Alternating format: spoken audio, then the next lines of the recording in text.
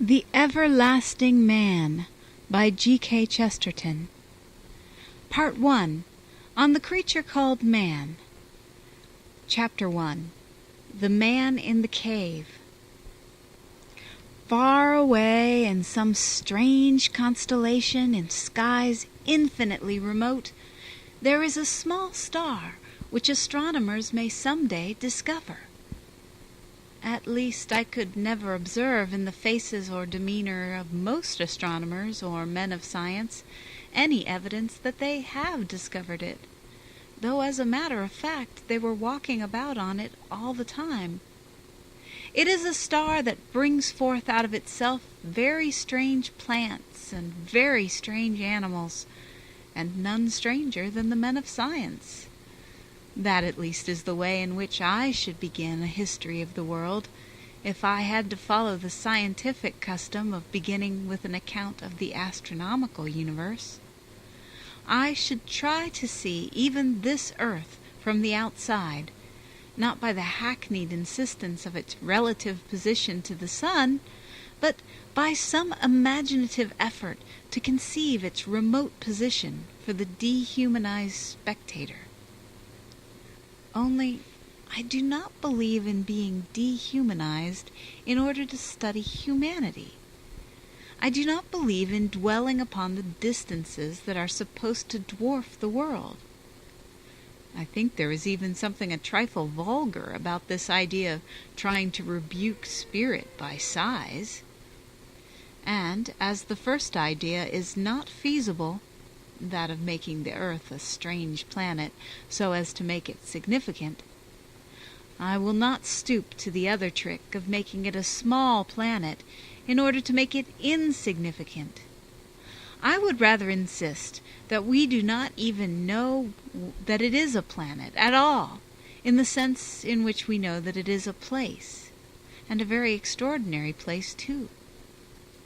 That is the note which I wish to strike from the first, if not in the astronomical, then in some more familiar fashion. One of my first journalistic adventures, or misadventures, concerned a comment on Grant Allen, who had written a book about the evolution of the idea of God. I happened to remark that it would be much more interesting if God wrote a book about the evolution of the idea of Grant Allen. And I remember that the editor objected to my remark on the ground that it was blasphemous, which naturally amused me not a little. For the joke of it was, of course, that it never occurred to him to notice the title of the book itself, which really was blasphemous. For it was, when translated into English, "I will show you how this nonsensical notion that there is God grew up among men." My remark was strictly pious and proper, confessing the divine purpose even in its most seemingly dark or meaningless manifestations. In that hour I learned many things, including the fact that there is something purely acoustic in much of that agnostic sort of reverence. The editor had not seen the point, because in the title of the book the long word came at the beginning and the short word at the end, whereas in my comments the short word came at the beginning and gave him a sort of shock. I have noticed that if you put a word like God into the same sentence with a word like dog, these abrupt and angular words affect people like pistol shots. Whether you say that God made the dog or the dog made God does not seem to matter. That is only one of the sterile disputations of the too subtle theologians. But so long as you begin with a long word like evolution, the rest will roll harmlessly past. Very probably the editor had not read the whole of the title, for it is rather a long title, and he was rather a busy man. But this little incident has always lingered in my mind as a sort of parable. Most modern histories of mankind begin with the word evolution, and with a rather wordy exposition of evolution for much the same reason that operated in this case. There is something slow and soothing and gradual about the word, and even about the idea. As a matter of fact, it is not, touching these primary things, a very practical word or a very profitable idea. Nobody can imagine how nothing could turn into something. Nobody can get an inch nearer to it by explaining how something could turn into something else.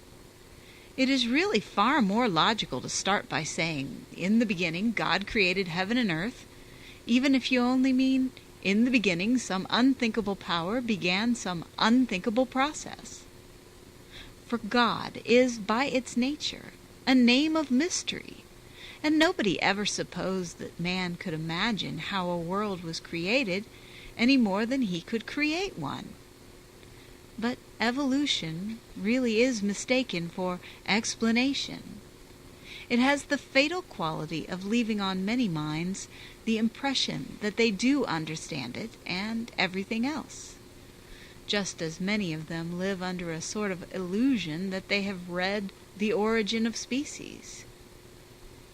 But this notion of something smooth and slow, like the ascent of a slope, is a great part of the illusion. It is an illogicality as well as an illusion, for slowness has really nothing to do with the question. An event is not any more intrinsically intelligible or unintelligible because of the pace at which it moves. For a man who does not believe in a miracle, a slow miracle would be just as incredible as a swift one. The Greek witch may have turned sailors to swine with a stroke of the wand. But to see a naval gentleman of our acquaintance looking a little more like a pig every day, till he ended with 4 trotters and a curly tail, would not be any more soothing. It might rather be more creepy and uncanny. The medieval wizard may have flown through the air from the top of a tower, but to see an old gentleman walking through the air in a leisurely and lounging manner would still seem to call for some explanation. Yet there runs through all the rationalistic treatment of history this curious and confused idea that difficulty is avoided, or even mystery eliminated, by dwelling on mere delay, or on something dilatory in the processes of things. There will be something to be said upon particular examples elsewhere. The question here is the false atmosphere of facility and ease given by the mere suggestion of going slow, the sort of comfort that might be given to a nervous old woman traveling for the first time in a motor car. Mr. H.G. Wells has confessed to being a prophet, and in this matter he was a prophet at his own expense. It is curious that his first fairy tale was a complete answer to his last book of history. The Time Machine destroyed in advance all comfortable conclusions founded on the mere relativity of time. In that sublime nightmare, the hero saw trees shoot up like green rockets, and vegetation spread visibly like a green conflagration, or the sun shoot across the sky from east to west with the swiftness of a meteor. Yet, in his sense, these things were quite as natural when they went swiftly, and in our sense they are quite as supernatural when they go slowly. The ultimate question is why they go at all. And anybody who really understands that question will know that it has always been and always will be a religious question, or at any rate a philosophical or metaphysical question. And most certainly he will not think the question answered by some substitution of gradual for abrupt change, or, in other words, by a merely relative question of the same story being spun out or rattled rapidly through, as can be done with any story at a cinema by turning a handle. Now, what is needed for these problems of primitive existence is something more like a primitive spirit. In calling up this vision of the first things, I would ask the reader to make with me a sort of experiment in simplicity.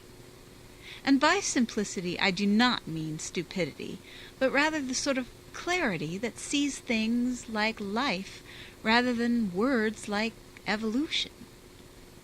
For this purpose, it would really be better to turn the handle of the time machine a little more quickly and see the grass growing and the trees springing up into the sky, if that experiment could contract and concentrate and make vivid the upshot of the whole affair. What we know, in a sense in which we know nothing else, is that the trees and the grass did grow, and that numbers of other extraordinary things do in fact happen, that queer creatures support themselves in the empty air by beating it with fans of various fantastic shapes, that other queer creatures steer themselves about alive under a load of mighty waters, that other queer creatures walk about on 4 legs, and that the queerest creature of all walks about on 2. These are things and not theories, and compared with them, evolution and the atom and even the solar system are merely theories. The matter here is one of history and not of philosophy, so that it need only be noted that no philosopher denies that a mystery still attaches to the 2 great transitions, the origin of the universe itself and the origin of the principle of life itself. Most philosophers have the enlightenment to add that a 3rd mystery attaches to the origin of man himself. In other words, a 3rd bridge was built across a 3rd abyss of the unthinkable when there came into the world what we call reason and what we call will. Man is not merely an evolution, but rather a revolution. That he has a backbone or other parts upon a similar pattern to birds and fishes is an obvious fact, whatever be the meaning of the fact. But if we attempt to regard him, as it were, as a quadruped standing on his hind legs, we shall find what follows far more fantastic and subversive than if he were standing on his head. I will take one example to serve for an introduction to the story of man. It illustrates what I mean by saying that a certain childish directness is needed to see the truth about the childhood of the world. It illustrates what I mean by saying that a mixture of popular science and journalistic jargon have confused the facts about the first things, so that we cannot see which of them really comes first. It illustrates, though only in one convenient illustration, all that I mean by the necessity of seeing the sharp differences that give its shape to history, instead of being submerged in all these generalizations about slowness and sameness. For we do indeed require, in Mr. Wells' phrase, an outline of history. But we may venture to say, in Mr. Mantalini's phrase, that this evolutionary history has no outline or is a dead outline. But above all, it illustrates what I mean by saying that the more we really look at man as an animal, the less he will look like one. Today, all our novels and newspapers will be found swarming with numberless allusions to a popular character called a caveman. He seems to be quite familiar to us, not only as a public character, but as a private character. His psychology is seriously taken into account in psychological fiction and psychological medicine. So far as I can understand, his chief occupation in life was knocking his wife about, or treating women in general with what is, I believe, known in the world of the film as rough stuff. I have never happened to come upon the evidence for this idea, and I do not know on what primitive diaries or prehistoric divorce reports it is founded. Nor, as I have explained elsewhere, have I ever been able to see the probability of it, even considered a priori. We are always told, without any explanation or authority, that primitive man waved a club and knocked the woman down before he carried her off. But on every animal analogy, it would seem an almost morbid modesty and reluctance on the part of the lady always to insist on being knocked down before consenting to be carried off. And I repeat that I can never comprehend why, when the male was so very rude, the female should have been so very refined. The caveman may have been a brute, but there is no reason why he should have been more brutal than the brutes. And the loves of the giraffes and the river romance of the hippopotami are affected without any of this preliminary fracas or shindy. The caveman may have been no better than the cave bear, but the child she-bear, so famous in hymnology, is not trained with any such bias for spinsterhood.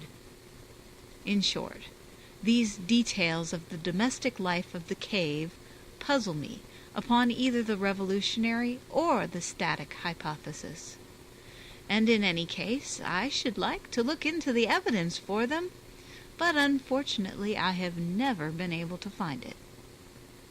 But the curious thing is this, that while 10,000 tongues of more or less scientific or literary gossip seem to be talking at once about this unfortunate fellow under the title of the caveman, the one connection in which it really is relevant and sensible to talk about him as the caveman has been comparatively neglected.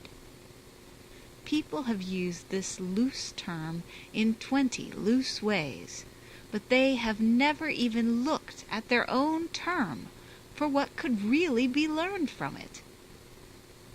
In fact, people have been interested in everything about the caveman except what he did in the cave. Now, there does happen to be some real evidence of what he did in the cave. It is little enough, like all the prehistoric evidence, but it is concerned with the real caveman and his cave, and not the literary caveman and his club.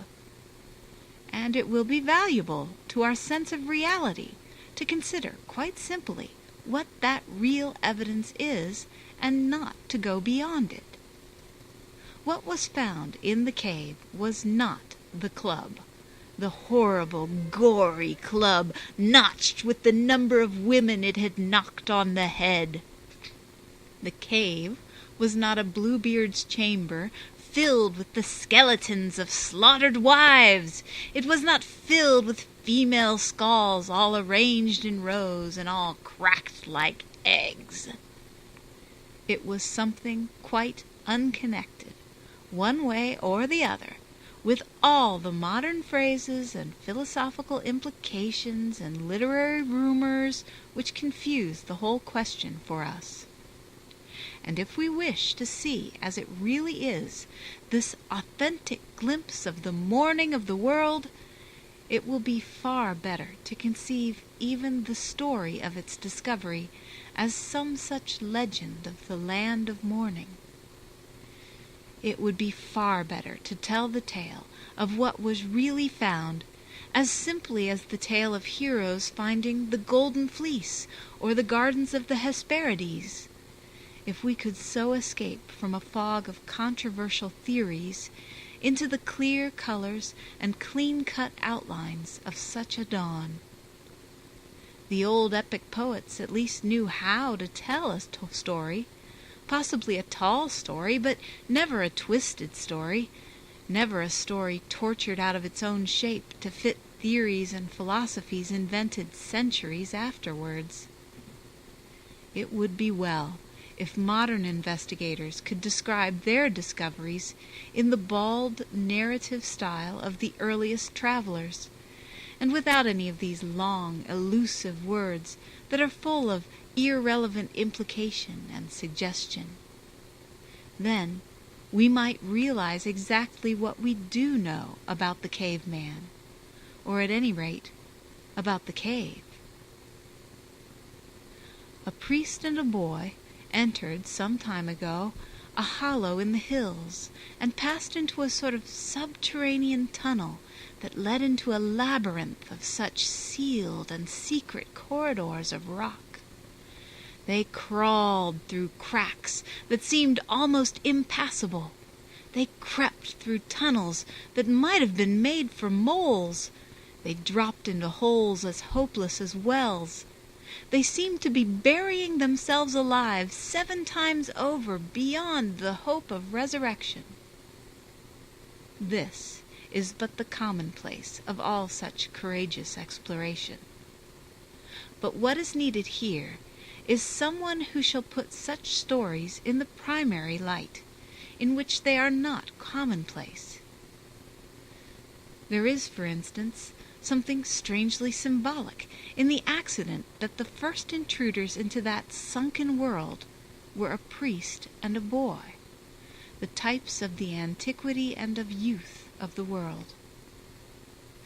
But here I am even more concerned with the symbolism of the boy than that of the priest.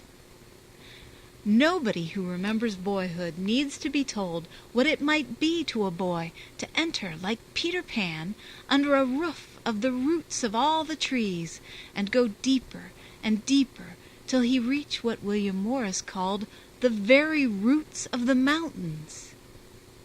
Suppose somebody, with that simple and unspoilt realism that is a part of innocence, to pursue that journey to its end, not for the sake of what he could deduce or demonstrate in some dusty magazine controversy, but simply for the sake of what he could see.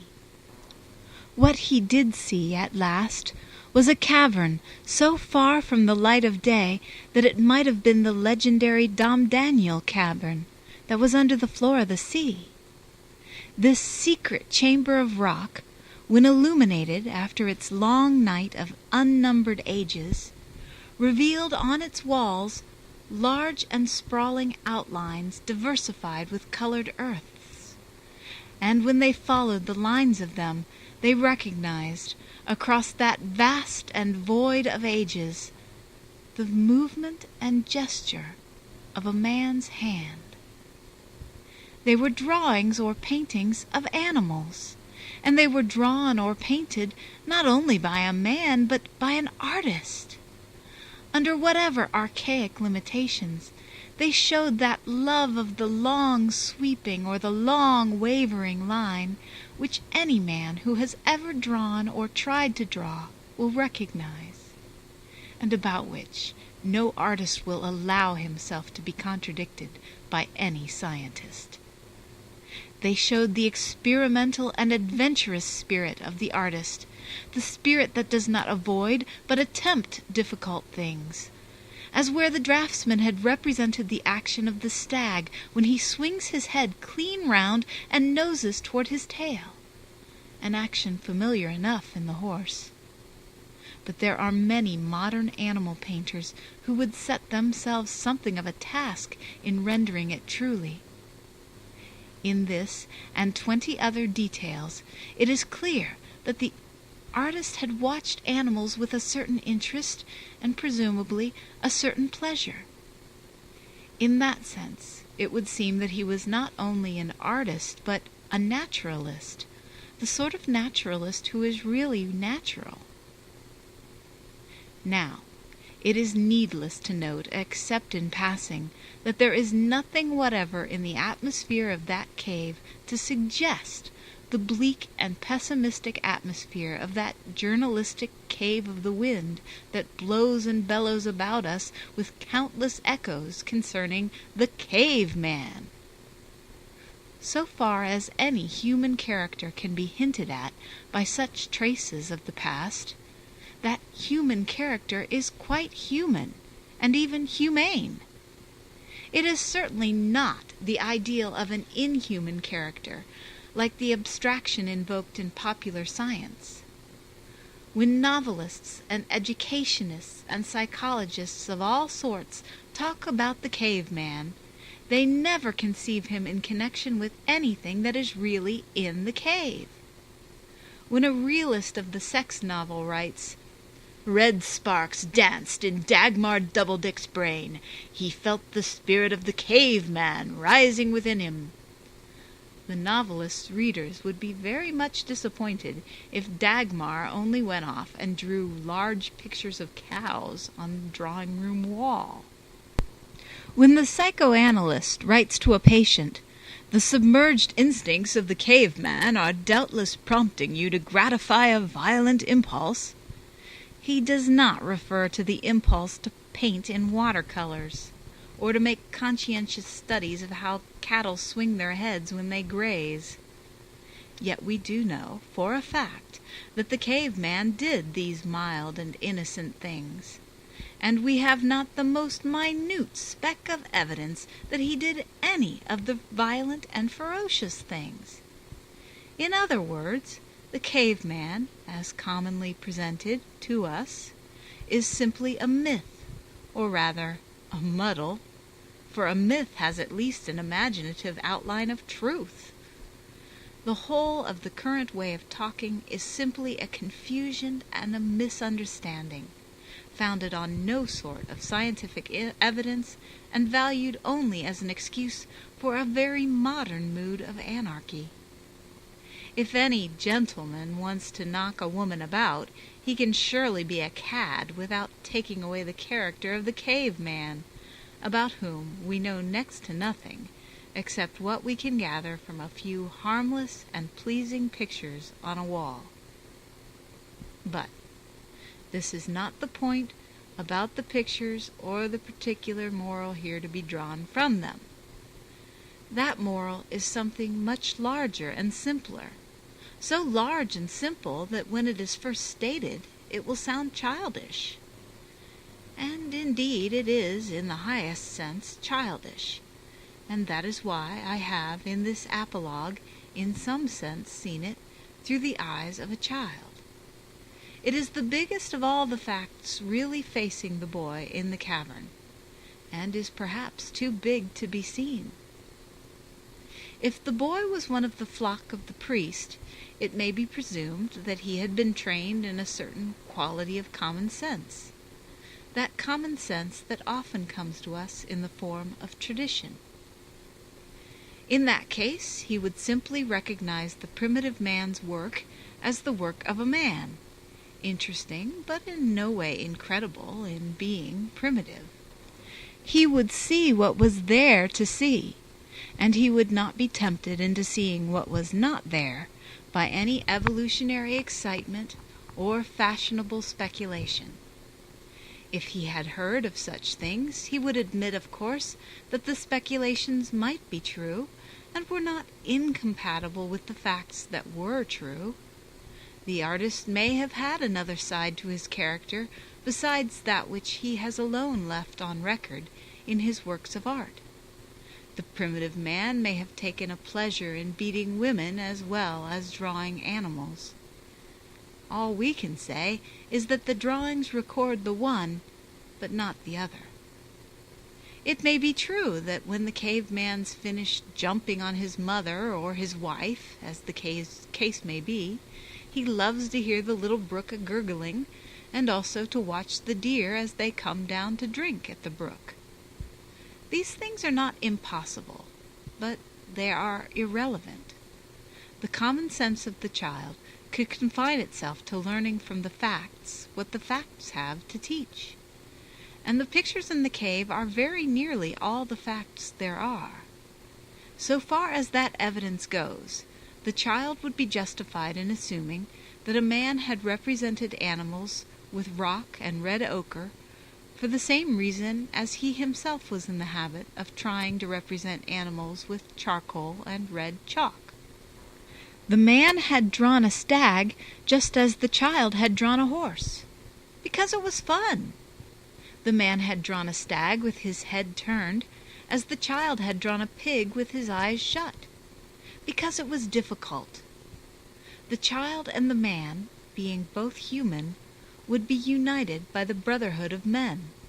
And the brotherhood of men is even nobler when it bridges the abyss of ages than when it bridges only the chasm of class. But anyhow, he would see no evidence of the caveman of crude evolutionism, because there is none to be seen. If somebody told him that the pictures had all been drawn by St. Francis of Assisi out of pure and saintly love of animals, there would be nothing in the cave to contradict it. Indeed, I once knew a lady who half-humorously suggested that the cave was a creche in which the babies were put to be specially safe, and that colored animals were drawn on the walls to amuse them, very much as diagrams of elephants and giraffes adorn a modern infant school. And though this was but a jest, it does draw attention to some of the other assumptions that we make only too readily. The pictures do not prove even that the cavemen lived in caves, any more than the discovery of a wine cellar in Balaam, long after that suburb had been destroyed by human or divine wrath, would prove that the Victorian middle classes lived entirely underground. The cave might have had a special purpose, like the cellar. It might have been a religious shrine or a refuge in war, or the meeting place of a secret society, or all sorts of things.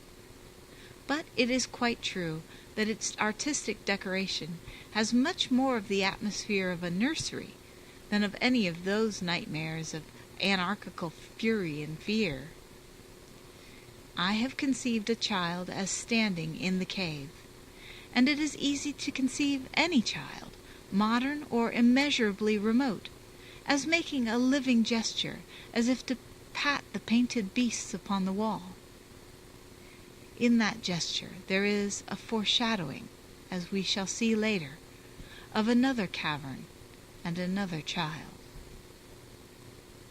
But suppose the boy had not been taught by a priest, but by a professor, by one of the professors who simplify the relation of men and beasts to a mere evolutionary variation.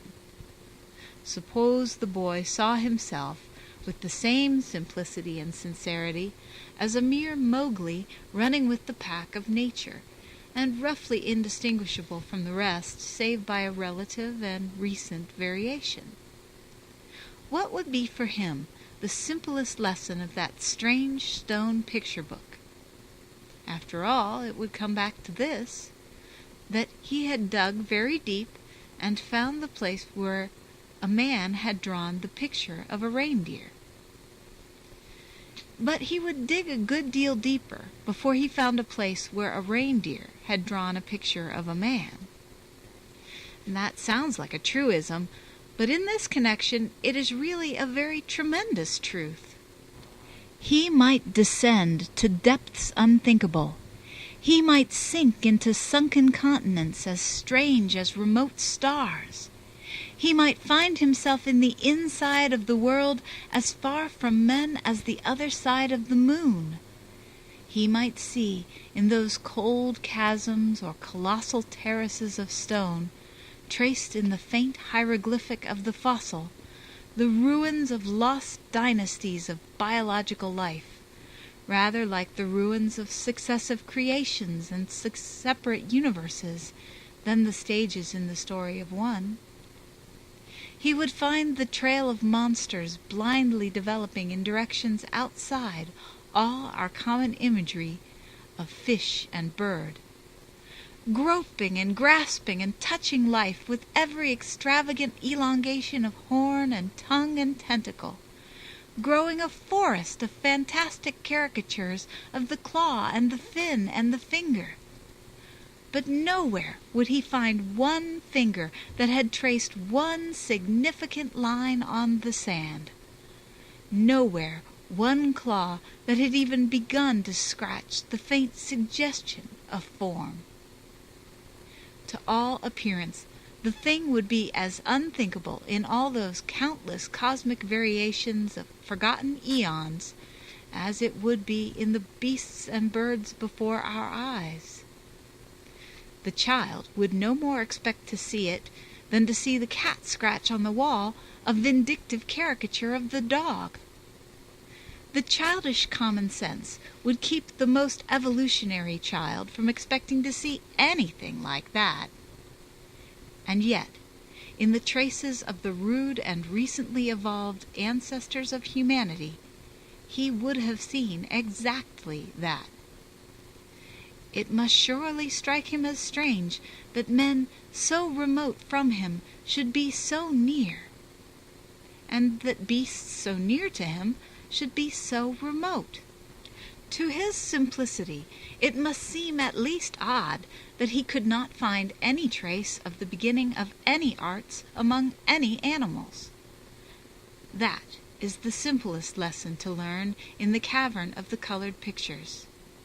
Only it is too simple to be learnt. It is the simple truth that man does differ from the brutes in kind and not in degree. And the proof of it is here. That it sounds like a truism to say that the most primitive man drew a picture of a monkey, and that it sounds like a joke to say that the most intelligent monkey drew a picture of a man. Something of division and disappearance and disproportion has appeared, and it is unique. Art is the signature of man.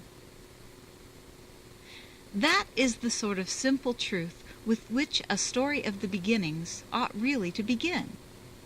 The evolutionist stands staring in the painted cavern at the things that are too large to be seen and too simple to be understood. He tries to deduce all sorts of other indirect and doubtful things from the details of the pictures, because he cannot see the primary significance of the whole.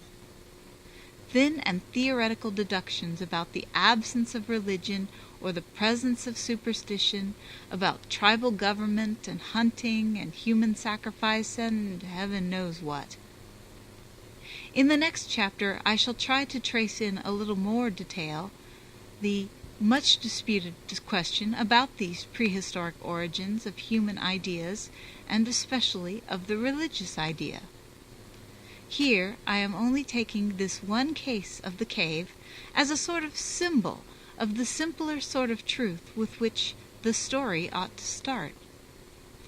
When all is said, the main fact is that the record of the reindeer men attests, along with all other records, is that the reindeer man could draw, and the reindeer could not. If the reindeer man were as much an animal as his reindeer, it was all the more extraordinary that he could do what all the other animals could not. If he was an ordinary product of biological growth, like any other beast or bird, then it is all the more extraordinary that he was not in the least like any other beast or bird. He seems rather more supernatural as a natural product than as a supernatural one.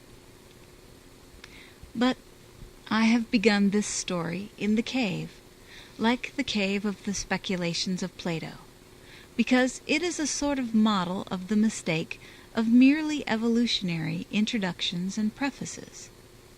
It is useless to begin by saying that everything was slow and smooth and a mere matter of development and degree. For in the plain matter, like the pictures, there is in fact not a trace of any such development or degree. Monkeys did not begin pictures and men finish them. Pithecanthropus did not draw a reindeer badly, and Homo sapiens draw it well.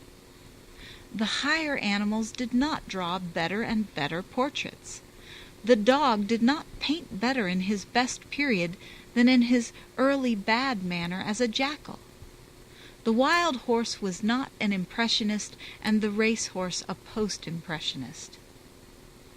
All we can say of this notion of reproducing things in shadow or representative shape is that it exists nowhere in nature except in man, and that we cannot even talk about it without treating man as something separate from nature. In other words, every sane sort of history must begin with man as man, a thing standing absolute and alone. How he came there, or indeed how anything else came there, is a thing for theologians and philosophers and scientists, and not for historians. But an excellent test case of this isolation and mystery is the matter of the impulse of art. This creature was truly different from all other creatures because he was a creator as well as a creature. Nothing in that sense could be made in any other image but the image of man. But the truth is so true that even in the absence of any religious belief, it must be assumed in the form of some moral or metaphysical principle. In the next chapter, we shall see how this principle applies to all the historical hypotheses and evolutionary ethics now in fashion, to the origins of tribal government or mythological belief. But the clearest and most convenient example to start with is this popular one of what the caveman really did in his cave. It means that somehow or other a new thing had appeared in the cavernous night of nature, a mind that is like a mirror. It is like a mirror because it is truly a thing of reflection. It is like a mirror because in it alone all the other shapes can be seen like shining shadows in a vision. Above all, it is like a mirror because it is the only thing of its kind. Other things may resemble it or resemble each other in various ways. Other things may excel it or excel each other in various ways. Just as in the furniture of a room, a table may be round like a mirror, or a cupboard may be larger than a mirror. But the mirror is the only thing that can contain them all. Man is the microcosm. Man is the measure of all things. Man is the image of God. These are the only real lessons to be learnt in the cave, and it is time to leave it for the open road.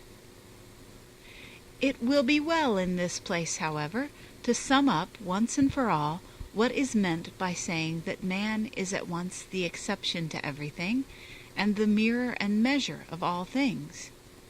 But to see man as he is, it is necessary once more to keep close to that simplicity that can clear itself of accumulated clouds of sophistry. The simplest truth about man is that he is a very strange being, almost in the sense of being a stranger on the earth. In all sobriety, he has much more of the external appearance of one bringing alien habits from another land than of a mere growth of this one. He has an unfair advantage and an unfair disadvantage. He cannot sleep in his own skin. He cannot trust his own instincts. He is at once a creator moving miraculous hands and fingers, and a kind of cripple. He is wrapped in artificial bandages called clothes. He is propped on artificial crutches called furniture. His mind has the same doubtful liberties and the same wild limitations.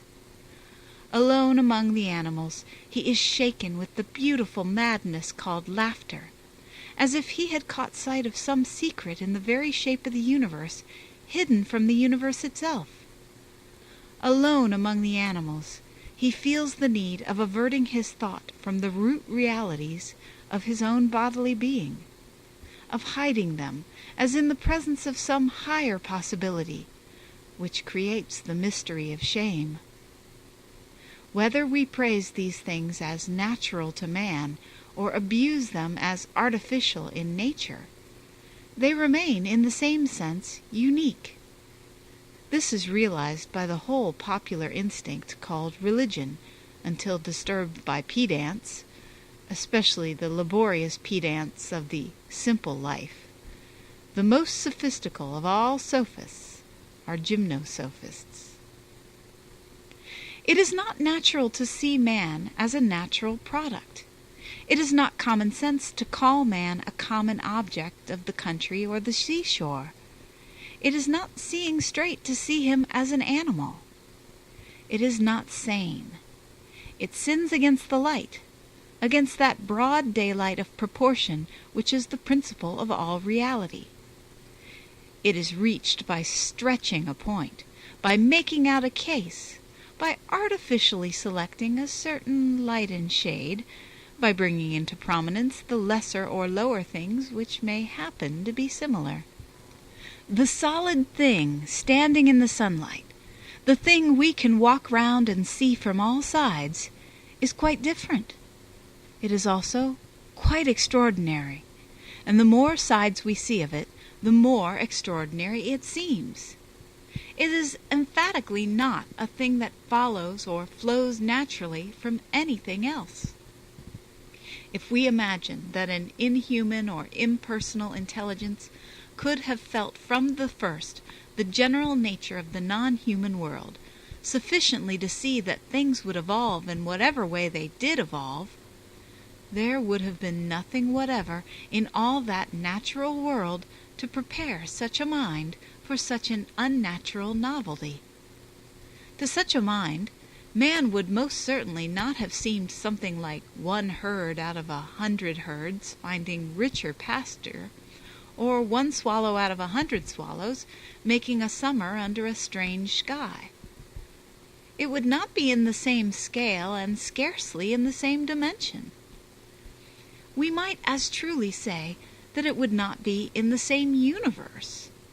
It would be more like seeing one cow out of 100 cows suddenly jump over the moon, or one pig out of 100 pigs grow wings in a flash and fly. It would not be a question of the cattle finding their own grazing grounds, but of their building their own cattle sheds. Not a question of one swallow making a summer, but of his making a summer house. For the very fact that birds do build nests is one of those similarities that sharpen the startling difference. The very fact that a bird can get as far as building a nest and cannot get any farther proves that he has not a mind as man has a mind. It proves it more completely than if he built nothing at all. If he built nothing at all, he might possibly be a philosopher of the Quietist or Buddhistic school, indifferent to all but the mind within. But when he builds, as he does build, and is satisfied, and sings aloud with satisfaction, then we know there is really an invisible veil like a pane of glass between him and us, like the window on which a bird will beat in vain. But suppose our abstract onlooker saw one of the birds begin to build as men build. Suppose in an incredibly short space of time there were 7 styles of architecture for one style of nest. Suppose the bird carefully selected forked twigs and pointed leaves to express the piercing piety of Gothic, but turned to broad foliage and black mud when he sought in a darker mood to call up the heavy columns of Bel and Ashtaroth, making his nest indeed one of the hanging gardens of Babylon. Suppose the bird made little clay statues of birds celebrated in letters or politics and stuck them up in front of the nest. Suppose that one bird out of 1,000 birds began to do one of the 1,000 things that man had already done even in the morning of the world. And we can be quite certain that the onlooker would not regard such a bird as a mere evolutionary variety of the other birds. He would regard it as a very fearful wild fowl indeed, possibly as a bird of ill omen, certainly as an omen. That bird would tell the augurs not of something that would happen, but of something that had happened. That something would be the appearance of a mind with a new dimension of depth, a mind like that of man. If there be no God, no other mind could conceivably have foreseen it. Now, as a matter of fact, there is not a shadow of evidence that this thing evolved at all. There is not a particle of proof that this transition came slowly, or even that it came naturally. In a strictly scientific sense, we simply know nothing whatever about how it grew, or whether it grew, or what it is. There may be a broken trail of stone and bone faintly suggesting the development of the human body. There is nothing even faintly suggesting such a development of this human mind. It was not, and it was.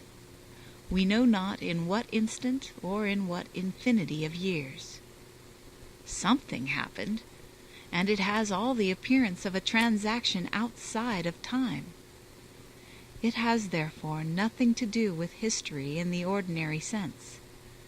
The historian must take it, or something like it, for granted. It is not his business as a historian to explain it. But if he cannot explain it as a historian, he will not explain it as a biologist. In neither case is there any disgrace to him in accepting it without explaining it, for it is a reality, and history and biology deal in realities. He is quite justified in calmly confronting the pig with wings and the cow that jumped over the moon, merely because they have happened. He can reasonably accept man as a freak because he accepts man as a fact. He can be perfectly comfortable in a crazy and disconnected world, or in a world that can produce such a crazy and disconnected thing. For reality is a thing in which we can all repose, even if it seems hardly related to anything else. The thing is there, and that is enough for most of us. But if we do indeed want to know how it can conceivably have come there, if we do indeed wish to see it related realistically to other things, if we do insist on seeing it evolved before our very eyes from an environment nearer to its own nature, then assuredly it is to very different things that we must go. We must stir some strange memories and return to very simple dreams if we desire some origin that can make man other than a monster. We shall have discovered very different causes before he becomes a creature of causation, and invoked other authority to turn him into something reasonable, or even into anything probable. That way lies all that is at once awful and familiar and forgotten, with dreadful faces thronged and fiery arms. We can accept man as a fact if we are content with an unexplained fact. We can accept him as an animal if we can live with a fabulous animal. But if we must needs have sequence and necessity, then indeed we must provide a prelude and crescendo of mounting miracles that, ushered in with unthinkable thunders in all the seven heavens of another order, a man may be an ordinary thing. End of Chapter 1 of Book 1.